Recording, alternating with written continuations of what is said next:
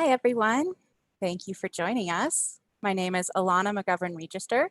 I'm the curator here at Silver Plume Exhibitions. This is the second class in our series where Mark Hallett will be leading us through the process of completing a paleo artwork featuring a saber-toothed cat. So get your pencils, your erasers, your paper, and we will begin shortly. So just a quick recap. In the last session, we learned how to break down a saber-toothed cat into some simple shapes like you see here. We also discussed the idea of drawing three-dimensional object in a two-dimensional page. So we will be taking this drawing to the next level by adding some shading to create the idea of depth and shadow. If you missed the last class, please check our website for all of our archived sessions, as well as a list of our upcoming events. So if you are joining us live, you can ask questions in the chat panel on the YouTube Live or with the Q&A button in Zoom meeting. Mark will be happy to answer your questions at the end of this presentation. You can also share your drawings if you like by using the hashtag #SaberCat. It's fun to see what everyone has created. So now I will turn this over to Mark Hallett. Thank you so much again for being with us today. And let's turn.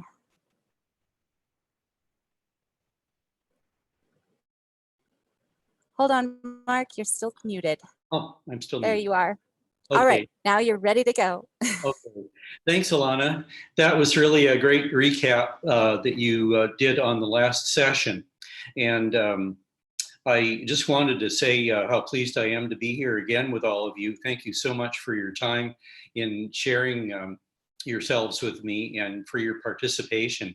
I certainly enjoyed seeing those drawings that you sent in, and I'd like to see a lot more.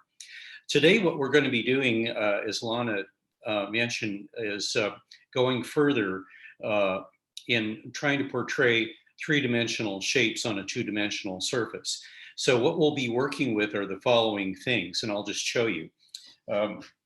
You already, of course, have erasers and pencils, but first and foremost, your old basic, the pink pearl eraser for erasing harder lines. Also, less well known is the kneaded eraser, which artists use quite often.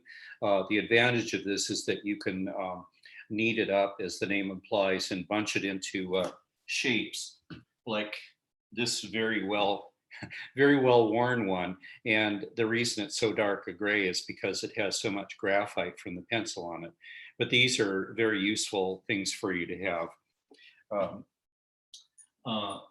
In the dry mediums we'll be speaking about today, the most important one is a Conte stick. Here's a black Conte stick, and you can see that it's basically just a rectangular shape. But the advantage of this is that you can not only get very hard, precise lines with this, but by using it on its side, you can use it to actually create continuous tone.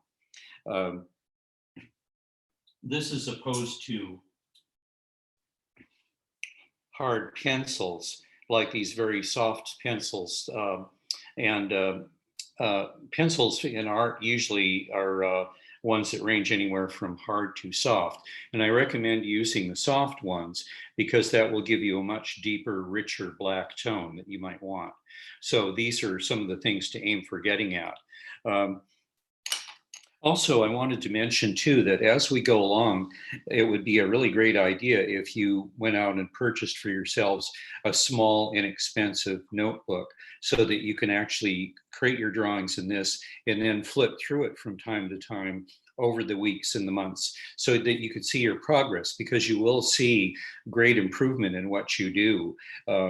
It's quite fascinating to see how your drawings change as you become more sophisticated and pick up more information.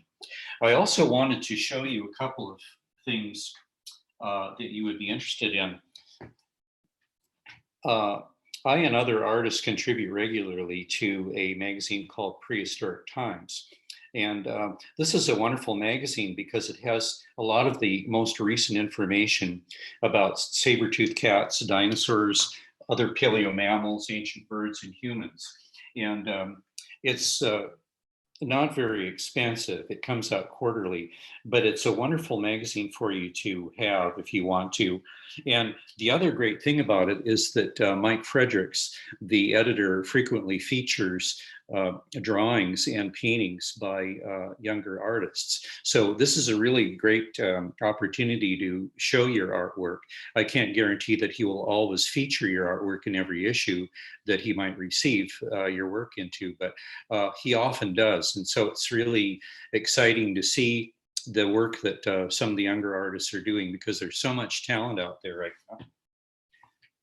This last one is quite a nice scene showing two saber cats hunting a woolly mammoth. But you can get an idea of the realism that this usually tends to feature. Okay, let's get started in doing our demonstration. First of all, first and foremost is the idea of the light source. I keep mentioning this, and it will almost seem like a mantra when I talk to you about it every time. But the source of light is so important in making your animals look realistic. And let me just tilt this a little bit. Here are some models, by the way, that I mentioned last time. And these are created by Papo, which is spelled P-A-P-O, of France. And these are very inexpensive, beautiful little models, quite detailed, quite realistic in their shapes and scales, and very beautifully painted as well. But these are very inexpensive. They're only about usually $5 to $7. But these will aid you quite a bit in positioning your animals under light so you can draw from them. All right, let's start first with one of the two, what we call dry mediums, as opposed to the wet mediums like watercolor or acrylic or gouache, designer's colors. And we'll start out with this lower saber-toothed cat figure. And again, I am using a Conte stick to create the idea of continuous tone. Yes, Lana? May I have you turn your computer just a little bit more towards your drawing? We'll get it centered a little bit better. Yes. That's perfect. Thank you so much. Is that good? Perfect. Excellent. Good. Okay, thanks. Okay, so what I'm going to do is actually take the stick and break it, because what I want is a shorter piece of Conte when I'm doing some of my tonalities. So let's start.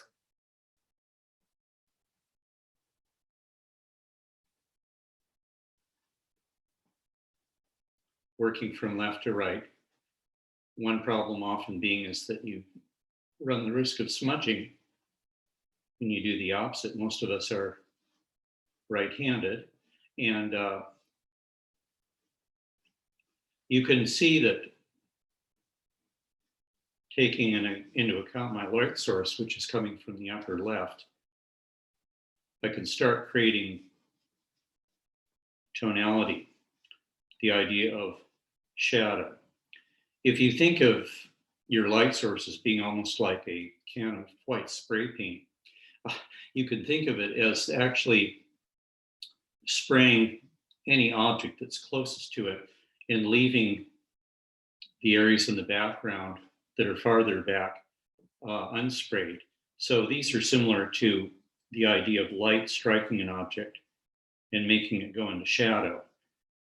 I'm thinking right now about, for example, these muscle tones, because my light is coming from this direction, about the idea of casting these areas into shadow.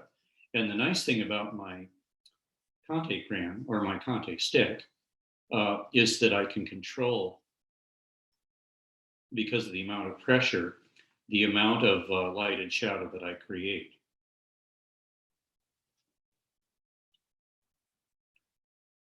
Remembering, of course, some of these crossover areas that I spoke about last time, we can do things like make this hind paw come into the foreground by popping out, and then creating shadow to make this lower leg appear to go back in space. Hopefully everyone can see that. And Alana, if it doesn't come through, just let me know and I can reinforce it by making it darker.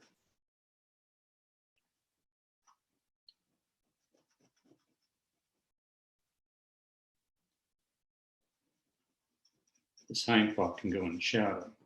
Now you can create hard lines with this as well. But as I say, the beauty of this is the ability to be able to create side tones, graded tones. And what will aid you would be something like either a paper stump, which you see here. Sometimes these are called French stumps, and they're nothing more than rolled up cardboard layers that you can put a piece of Kleenex over, or tissue, like I'm doing here. I've taken a stump and I put a piece of tissue over it. And what I can do is actually rub this and create very, very nice, gentle kneaded tones with it.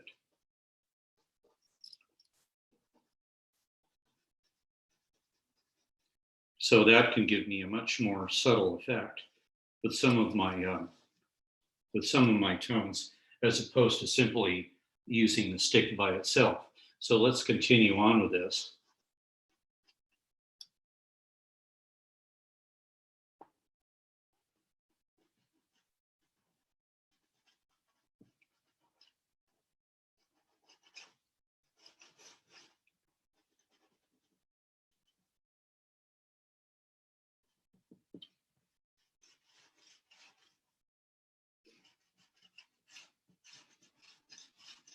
We'll just keep on developing some of the biggest, most primary shapes like the rib cage or abdomen.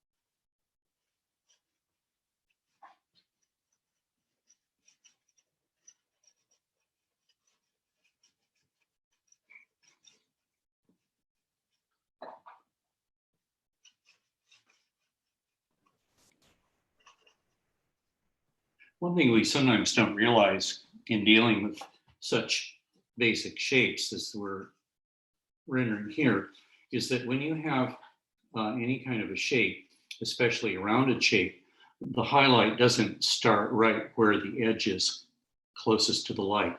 Everything being round actually is going to have its highlight more in the curved area.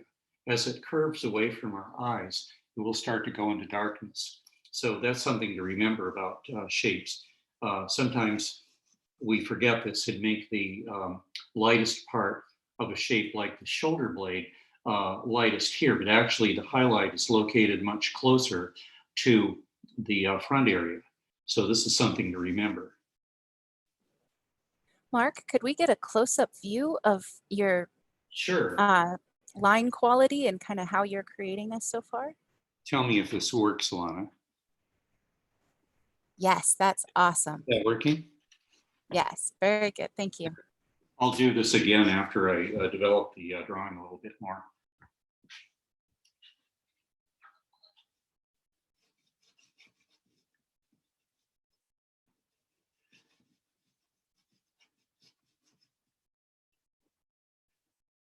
Here's one of these crossover areas that I talked about last time as well as here. So we want to take that into account when we're trying to show things like dimension as well as shadow, because things like this forelimb will cast a shadow if the light source is here across this part of the lower forelimb.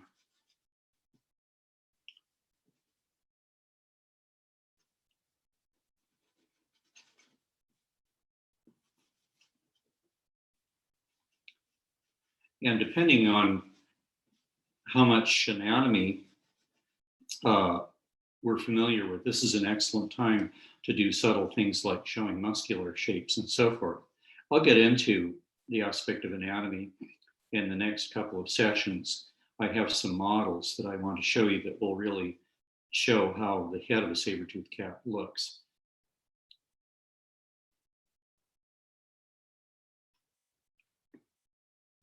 Okay, here again is a nice cast shadow that the shoulder is throwing across the chest of the saber cat.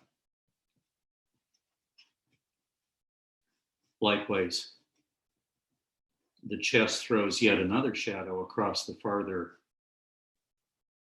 foreleg. And this will be pretty much mostly be in the shadow.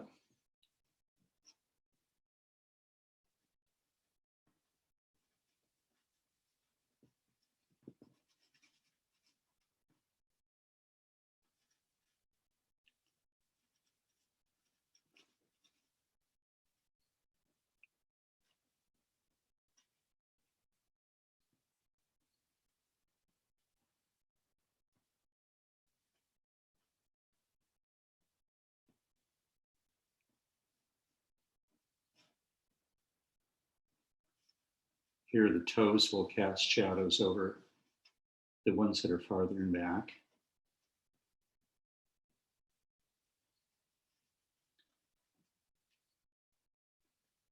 Then we get to the neck. And again, the neck is basically a curve shape or a cylinder. So taking that into account, the highlight will be here, not way up here.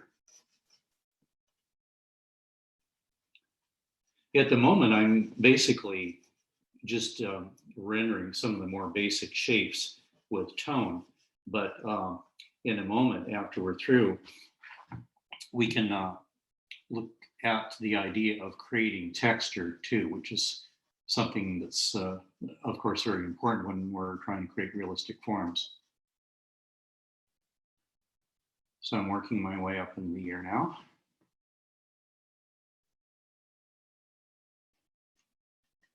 Saber-toothed cats had quite a pronounced cranial crest, much more so than a lion or tiger, because they had enormous muscles that pulled their neck back. They also had relatively longer necks than a lion or a tiger. So this is something to consider in rendering them.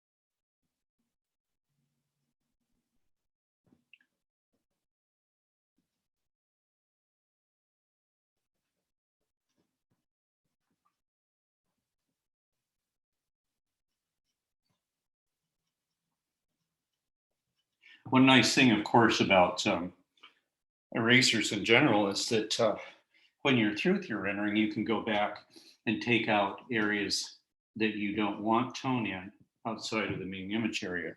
So that's why a kneaded eraser or a pink pearl eraser is such a great handy tool. You could, of course, just use a ordinary number 2 pencil as well, because they have nice firm pink eraser points too. But having the pink pearl that's bigger like that and rectangular makes it a little easier to get into some of the corners.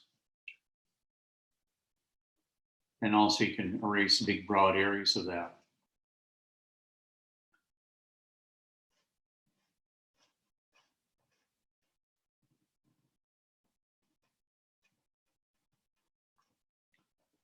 Got a cast shadow going across this farther saber here. And then the saber, of course, will cast a shadow across this part of the mouth.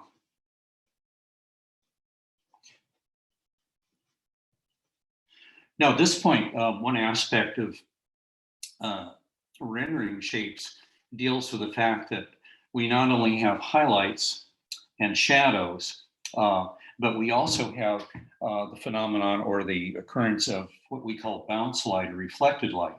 Here's an area of the body, the whisker bed, that's kind of basically round, but we can make it look even rounder as opposed to just having a highlight and shadow by taking into account that we have light that's reflecting from the bottom onto this shape. And so if you look at something like an egg, you will find that you get a highlight, an intermediate area of shadow, some deep shadow, but then the deep shadow will stop and then you'll get reflected light hitting the underside of the surface of the egg. So just take a look at your egg next time and you'll see what I mean. And maybe even try creating a drawing from that. So at this point, we've taken the rendering far enough so that I think you can see a little bit of how we create our basic shapes.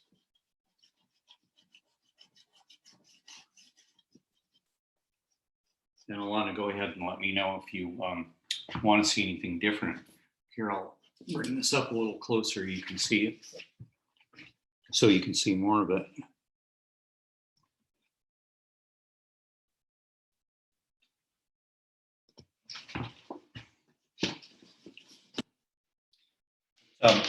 The next thing to remember about, I dropped my other contact. The next thing to remember about surfaces, like organic surfaces, such as a animal's skin or hide, is that you get another thing that happens where you get areas that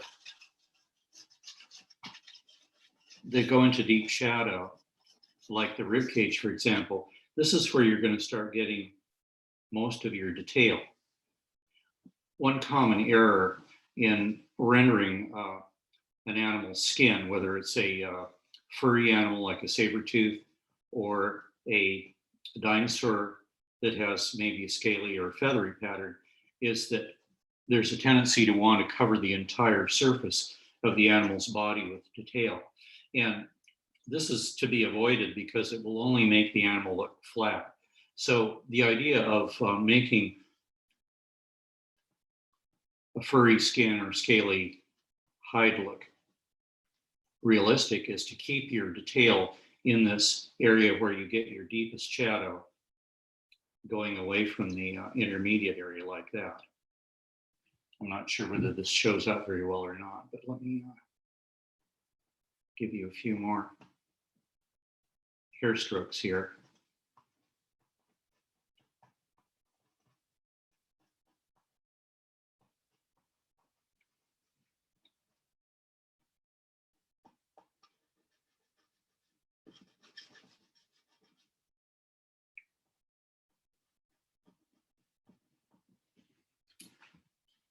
Maybe you could get the idea at this point by looking at it.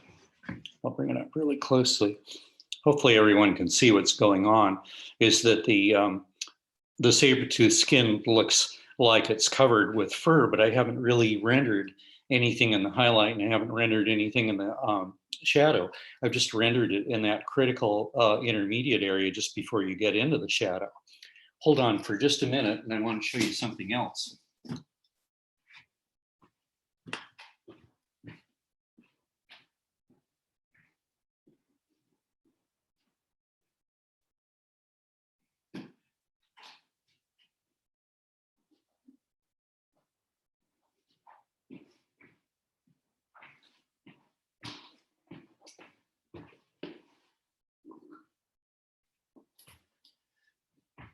Okay, this is a wonderful book about the so-called giant birds, the dromornithids of the Australian Dreamtime.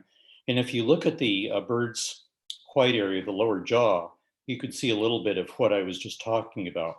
This has been done with a wet medium, probably designer's colors. But notice on the white area, that where the highlight is, which is going towards the left of the viewer, the highlight area has almost no detail at all.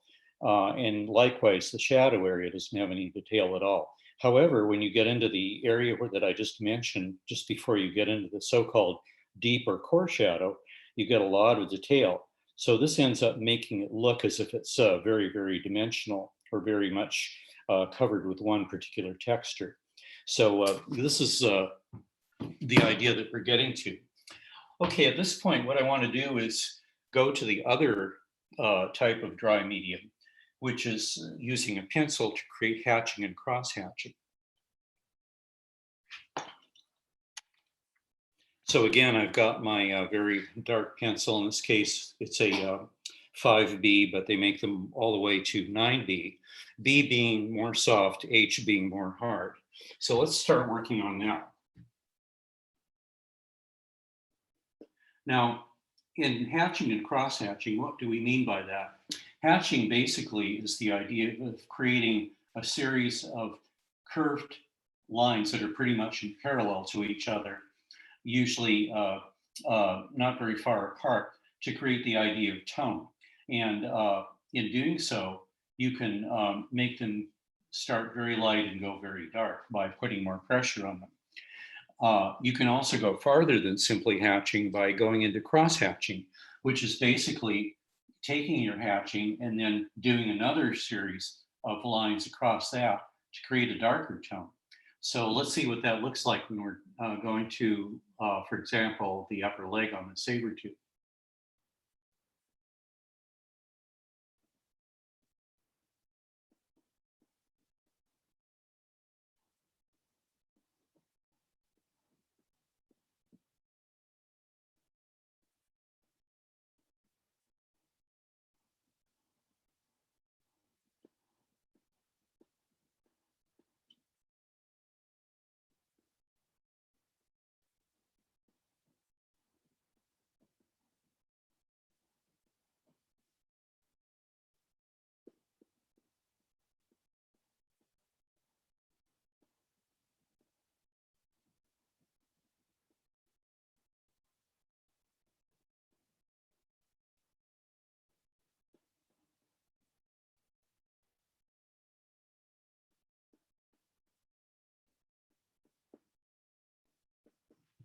Okay, so what have I done now?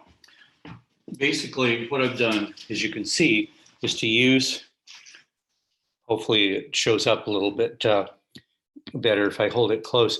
You can see that I've created a series of curved parallel lines, and I've started off on the top by making at one end very light, but then as I go in finishing the line, I push down on the pencil and make it darker.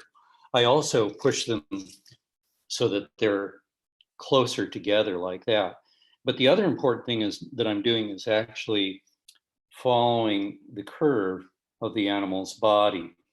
What you don't want to do is just do a series of straight lines, because that's not going to say anything about describing your form.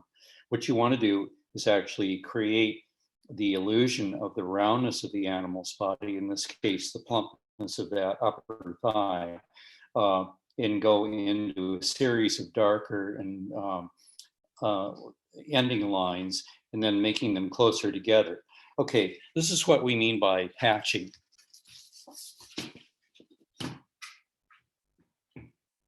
Let me make these just a little bit darker.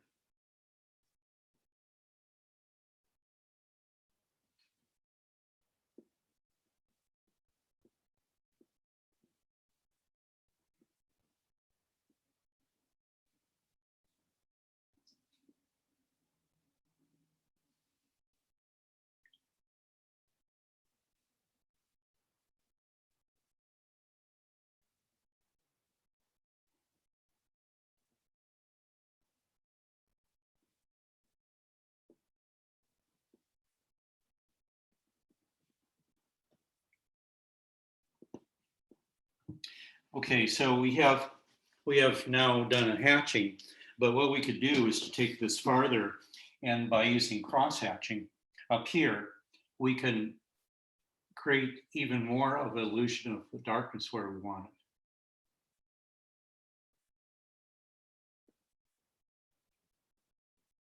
So by using crosshatch lines, which means I'm just using hatching and crossing over the ones I've done, I can create more of an illusion of darkness going on. Let's try that on the knee.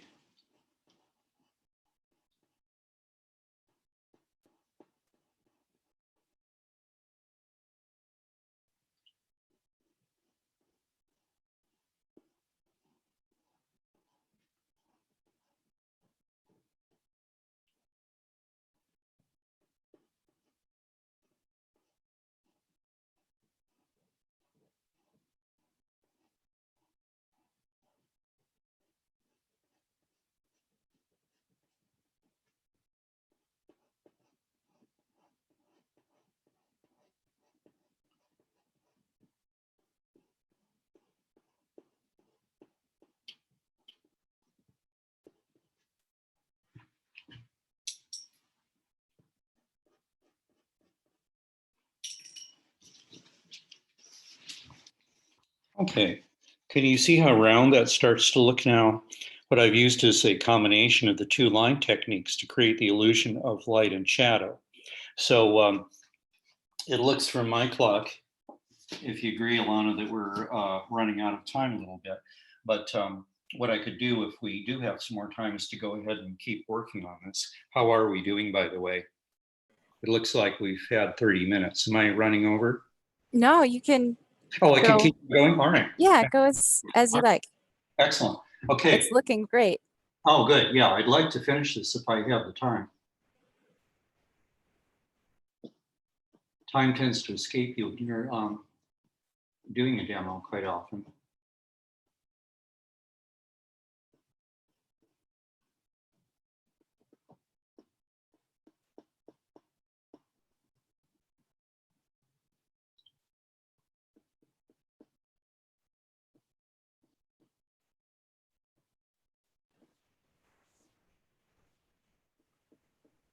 And here at this point, I'm not, again, very concerned with textures. I am with creating a round form.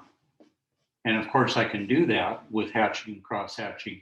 But at first, I'd like to be able to work on showing how we can develop this basic idea of getting our shapes going. For Okay. all of those watching at home, I'd like to open it up. If you have any questions, you Sure. can feel free to type them in, Ask me and questions while I'm working, that's fine. we can have a little discussion while we watch Mark work. Yes. As I've joked with Alana and Nick before, when you get into creating a realistic rendering of a prehistoric or any other animal, it's almost a little like watching paint dry. It takes quite a while to finish everything up. So sometimes it's not something that's really a lot of fun to watch.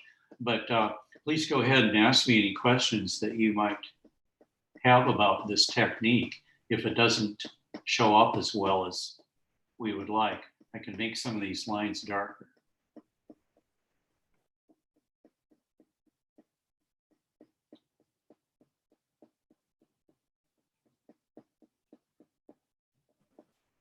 Mark, how often do you work with scientists? Do you have a lot of back and forth as you are creating your pieces? Yes, quite a bit. I work with scientists normally when I'm creating a illustration for a magazine or a book, because there's normally so much information that needs to be assimilated or absorbed by the artist to understand what the animal looked like.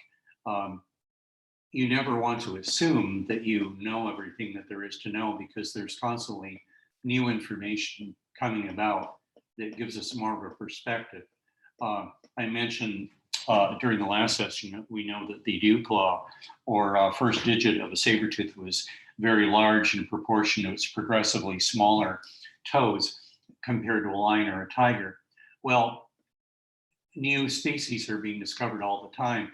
One of them that was just recently discovered is a truly gigantic saber-toothed cat that was found in South America. And right now we only know it from its skull. It was probably a species called Smilodon populator. It was a sister species of the Smilodon fatalis that is the classic iconic saber cat from the La Brea tar pits. But this was really huge. It probably represented an animal that might have weighed, something like maybe 500 kilograms or possibly about 630 pounds, if I'm not mistaken, if I'm not getting my metrics mixed up. But it was really huge. It was certainly bigger than the biggest of the Amur or Siberian tigers that we know now. Saber-tooths probably were, even though they were about the same size as a modern lion or tiger, they probably were heavier. They had about 15% more muscularity going on in their bodies, and especially areas like the forelimbs than a tiger would, for example. So this made them proportionally a lot heavier. You see now that I'm starting to put in the cross-hatching to create the area of darkness going on here.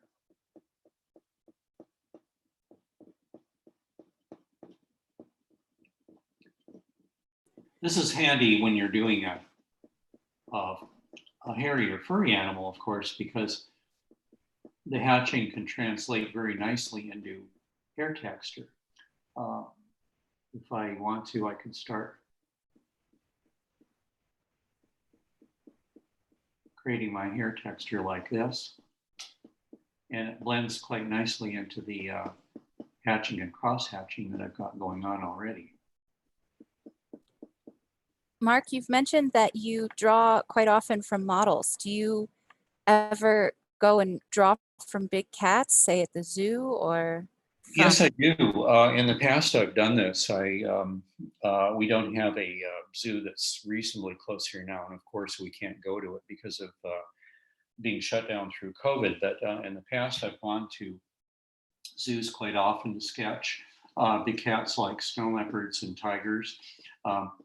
My wife and I got back last year from our trip to India, and we saw a lot of native Indian animals. Turi got a glimpse of a tiger from far off, which was really exciting. I really was hoping that she'd be able to see that. And in 2005, when we went to India, I saw a mother Indian tiger at the Ranthambore Wildlife Reserve. And that was really exciting because she had her two cubs with her, which were about probably 6 or 7 months old. And she softly called to them, and then they came, and I got to see that. So this was probably one of the most magic moments I've ever had in my life, to see creatures like this. And when you see them, your mind goes back and you think about what it would be like to actually see a mother saber-toothed cat and her two cubs. I've done actually some renditions of this. One thing that I think about quite often with saber-tooths is the fact that a mother probably would have had to have taught her cubs a lot more than, let's say, a lion or a tiger would today, because the upper canines or sabers were quite relatively delicate. They were compressed sideways. So when the animal was attacking something, it ran the risk of breaking the saber off. And so if it did this, it would be in real trouble, because the upper canines or sabers were what they used to kill with. They didn't simply clamp around the nose of the throat like a tiger or a lion would, but they actually penetrated the skin of the throat. And then once having gone way deep into it, cut through things like the windpipe or trachea and the major blood vessels. And when they gave a good yank, it would have created a lacerating wound that would have made the animal bleed out in a matter of minutes. So it was a fairly bloody way of killing, but it was a much quicker way than a lion or a tiger that sometimes has to clamp around the throat or the nose of its prey, and which can take about maybe sometimes up to 10 minutes. So saber-tooths killed a lot more quickly than modern big cats do today. And I keep in touch with people like, for example, like Dr. Bill Ackerston, who created a major paper years ago on the way saber-tooths kill. And then I was in contact with a great many other experts when I worked on my book that's going to be coming out in June about the paleoecology and evolution of big cats. Also, we're getting into the conservation of them too. So working with a variety of experts is very important. And quite often you don't have simply one expert on a particular animal. You might have several because after all, sometimes you have several people who are studying the animal, not just one. Mark, speaking of your books, we have a question on how to get some of your books. There's one called Theropods, The Dinosaur Art of Mark Hallett.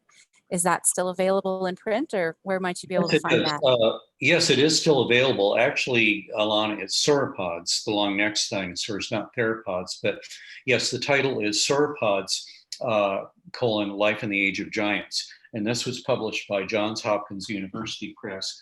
And it's certainly available on their site or on Amazon online. So this is still available, and it has a lot of artwork that I created for it. I designed the book and wrote it with my co-author, Matthew J. Weddell. And so we did quite a bit of research into the sauropod dinosaurs. In the case of the Big Cat book that's coming out, this will be with Columbia University Press. And the book is due out in early June, maybe around June 2nd. So this will have a lot of illustrations in it as well. And in our next session, I'll actually show you the cover for the book, which I have in here. It has a lot of full color art, as well as black and white art, using some of the techniques that I'm talking about here. Now here, since I've got a basically a tooth that's a long shape that's compressed from side to side, I put in a shadow here. And this is an area where you get the reflected light I was talking about, where you get your main highlight coming in through here to be sure, but also in addition to the shadow, you have reflected light that's bouncing off and bouncing off the slick, shiny surface of the tooth.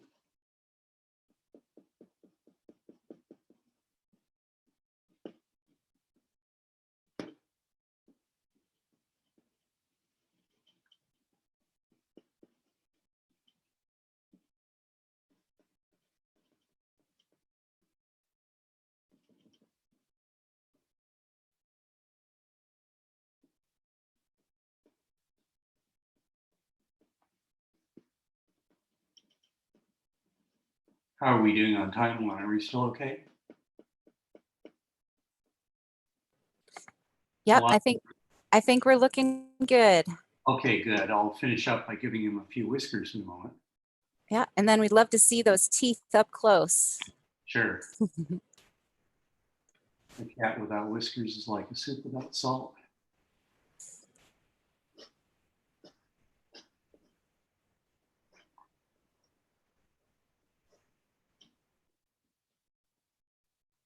Later on, I'll be getting into creating realistic looking eyes too, but for now, let me just.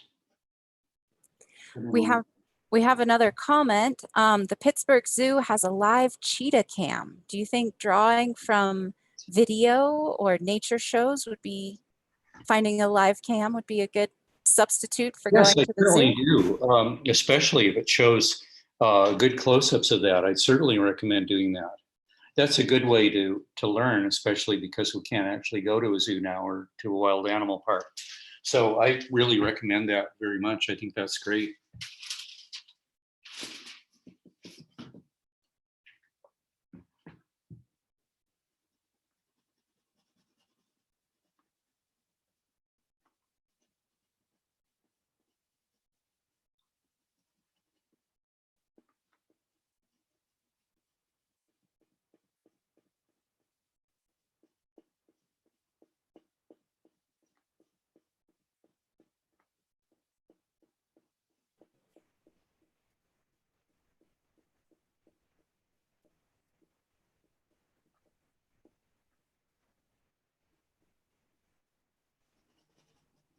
Would you say that you do a pencil sketch or a sketch such as this for all of your final pieces?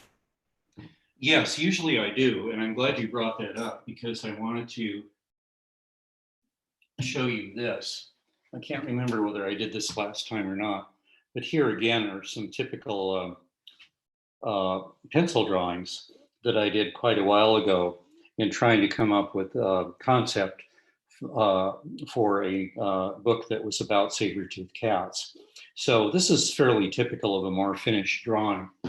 By the way, as we're talking about the rendering here, it's possible to actually use the two techniques simultaneously. And let me just show you a drawing that you featured before in the lead-in. This is Homotherium, and I realize we have a bit of a glare going on here, but let me just turn this off.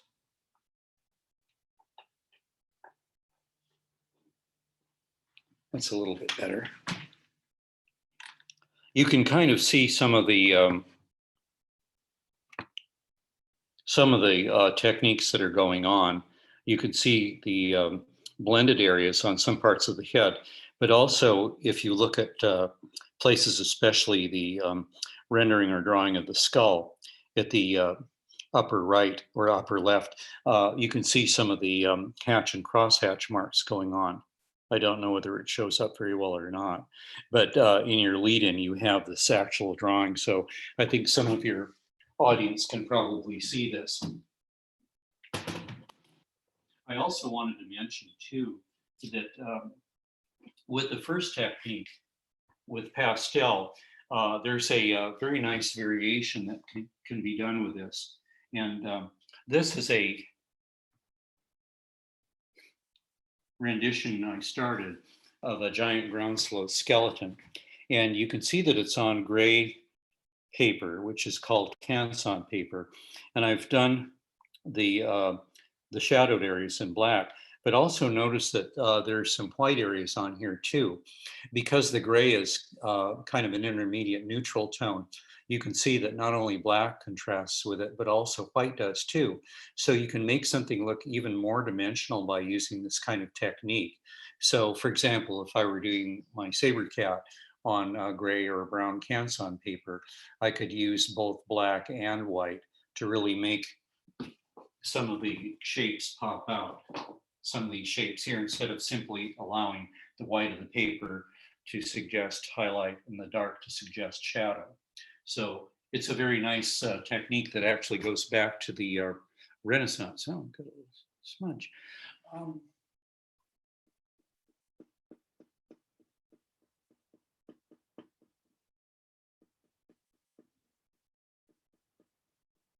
about some more questions? Any more questions? Yeah, I always wonder how, you know, like you mentioned that the shoulder area of the saber-toothed cats were quite a bit larger, and the musculature of the animals were quite a bit larger than your modern cats. How do we know that? We know that because of the proportion of the shoulder blade or scapula compared to the rest of the skeleton. The shoulder blade is not only larger in proportion to the rest of the skeleton on a saber cat, but also some of the bony areas, such as the spine of the scapula, a long kind of a flange shape or ridge that goes down the entire shoulder blade is actually bigger and more robust, and it has more areas of muscular attachment on it. So this tells us that the muscles were actually bigger, absolutely. As well as being simply proportionally bigger, and that they were much more powerful. This applies to the rest of the skeleton too. The upper arm bone is more robust or thicker than it would be on, let's say, the arm bone of a tiger. And the attachments for some of the muscles like the trapezius and the biceps, all of which we have, by the way, are much sturdier and have more kind of rough attachment areas for the muscles. This, by the way, is a pretty good proportional model of Smilodon populator, which was the giant Smilodon that was found in South America. And you can see that it was bigger than a average tiger. So so they were pretty impressive animals, and they weighed a lot more. Here's a lioness. Female lion usually averages about 350, maybe 400 pounds. A male African lion would be bigger, about say 400 to 450 pounds. So you can see how much bigger they actually were. Here's an opportunity to show you how we can get rid of smudges that we don't want. So we probably will need to start wrapping up here fairly soon. Fine. But well, I hope we also would want to know where we can buy prints of your work. Do you have a? Oh, yes. You can buy prints of my work by contacting either me directly at my address, or also with the artist society that I belong to, which is Artists for Conservation, and that would be www, all one word, artistsforconservation.org. And I have original works as well as sculptures and prints. I'm still in the process of constructing the sites, so not all of these things may be up, but I'm in the process of putting the prints up too. But I do have prints of the saber-toothed cats. And during our next session, I'll actually bring some of these in and show them to you, as well as sending you some samples of these, Alana. So I'd be very pleased to sell these directly if anyone is interested in it. And I'm sorry that we didn't really get a chance to finish the cross-hatching up, but I think hopefully you've gotten an idea about how to develop a drawing like this, with being the second of the two ideas. So any more questions before we go? Can we see the drawing up close one more time? Yes. That's looking absolutely beautiful. It's so fascinating to see how quickly you can add dimension and light and really make it look like it's a living animal with just a little bit of extra shadow. Oh, thank you. I'm very happy. I'm sorry I didn't get it finished, but at any rate, if it got the idea over, that's great. So anyway, thanks to everyone for tuning in again, and I'll look forward to more of your questions and also seeing your drawings too. So please keep in touch with me and let me know what you want to know. Yep, thank you, Mark, so much. We're going to be posting the finished photo or a photo of your finished piece on our website, and also on our Facebook page, which is SP Exhibitions.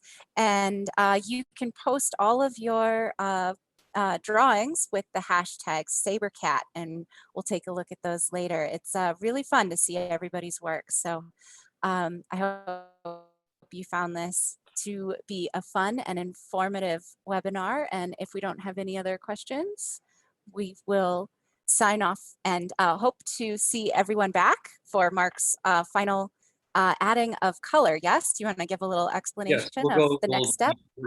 We'll start working on the idea of creating a wet medium rendering of a saber-toothed cat head. So we'll do that next time. Great. Thank you all so much for joining us, and I hope you tune in for the future sessions. Thanks, Mark. Have a great day. Thanks, Nick. Bye-bye. Bye-bye.